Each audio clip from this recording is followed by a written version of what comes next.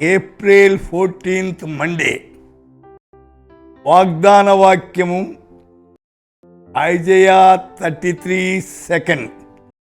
యెహోవా నీ కొరకు కనిపెట్టుచున్నాము, మాయందు కరుణించుము.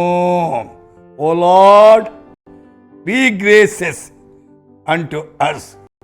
We have waited for thee, यहोवा, हम लोगों पर अनुग्रह कर. हम तेरी ही बाट जोहते हैं. ప్రియులారా, చదివిన లేఖన భాగములో దేవుని కొరకు కనిపెట్టాల.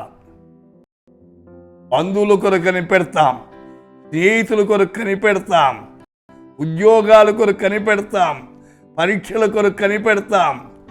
అయితే దేవుని కొరకు కనిపెట్టుట చాలా అవసరం.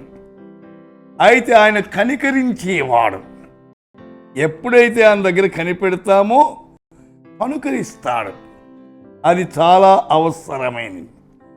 ఆదికాండము 49వ అధ్యాయములో 18వ వచనములో, యెహోవా నీ రక్షణ కొరకు కనిపెట్టుచున్నా. క్రైస్తవ జీవితములో రక్షణ అనేది చాలా ప్రాముఖ్యమైనది. యేసయ్య రక్షించేదానికి ఈ లోకానికి వచ్చాడు. రక్షణ కొరకు కనిపెట్టమంటున్నాడు. Titus 2nd chapter 13th verse. మహాదేవుడును మన రక్షకుడైన యేసుక్రీస్తు మహిమ యొక్క ప్రత్యక్షత కొరకు ఎదురు చూస్తూ ఈ లోకములో స్వస్థబుద్ధితోనూ నీతితోనూ భక్తితోనూ బ్రతుకుతుండవలని మనకు బోధించున్నది. ఈ మాట గమనించండి. యేసు మళ్ళా రాబోతున్నాడు. క్రైస్తవుల యొక్క విశ్వాసం అది. అయితే ఎట్లా కనిపెట్టాలంట? స్వస్థ బుద్ధి కలిగి ఉండాలి.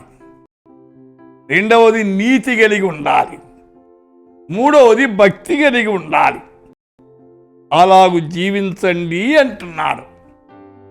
కీర్తనకారుడు 27:14, ధైర్యము తెచ్చుకొని నీ హృదయం నిబ్బరముగా ఉంచుకొను.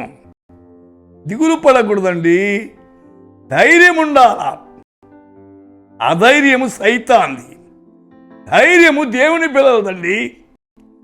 ధైర్యము తెచ్చుకొని మన హృదయాన్ని నిబ్బరముగా ఉంచుకొని యెహోవా కొరకు కనిపెట్టి ఉండు.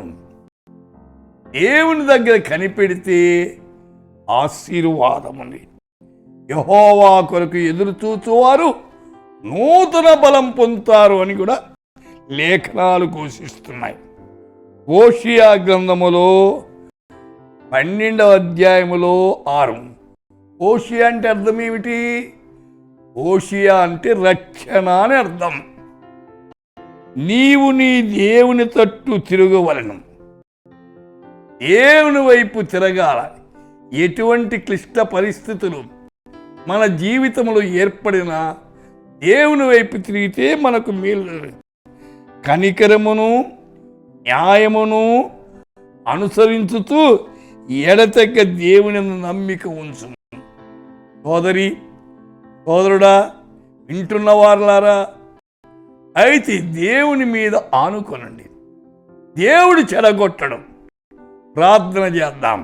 ప్రభువా, వింటున్న బిడ్డలను చుట్టూ మీ కాపుదలను, వారి కష్టాల్లో, బాధల్లో, ఇరుకుల్లో, ఇబ్బందుల్లో, శోధనలో మీరు తోడుగా ఉండి నడిపించమని యేసు నామమున ప్రార్థిస్తున్నాము తండ్రి. ఆమేన్.